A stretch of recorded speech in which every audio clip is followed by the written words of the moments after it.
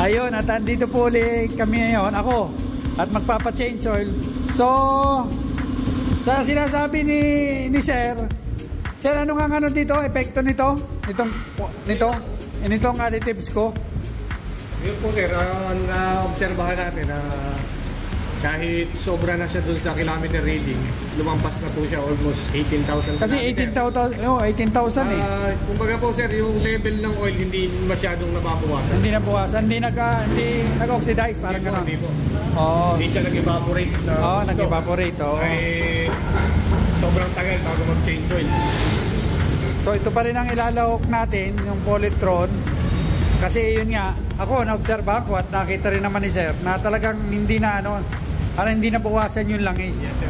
O bagamat maitim sa 18,000, pero hindi nakakaba na baka matuyo or natuyo. Yes po. Yun ang ganda dun sir. So yun. At ako po ilang araw po ako palagi na nasa Manila, sa NCR.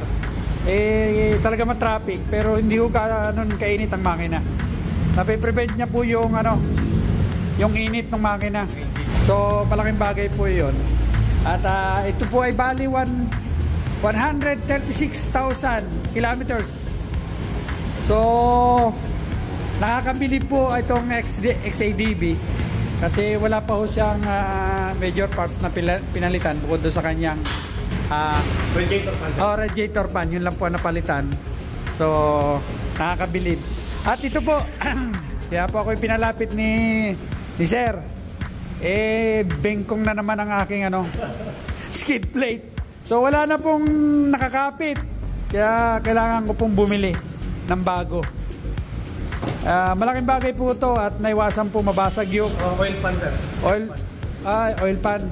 O yun, malaking bagay po ito.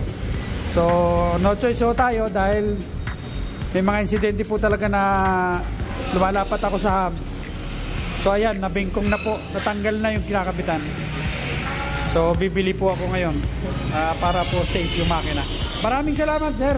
Thank you po. Thank you. Ayan. Sana mapanood nyo to kasi mayroong kayong matutunan dito. Ayun, sabi ko nga yung skid plate ko na bengkong tapos natanggal na po, napingas na. So kailangan ko bumili ng bago. At yun nga po langis na sinasabi na may lahok na Polytron effective po, effective. So sabi nga ni Sir Mechanic, hindi daw po nabawasan ang langis. Bagamat may team na sa 18,000 pero effective po. So maraming salamat po at sana ma-appreciate nyo itong video kong ito.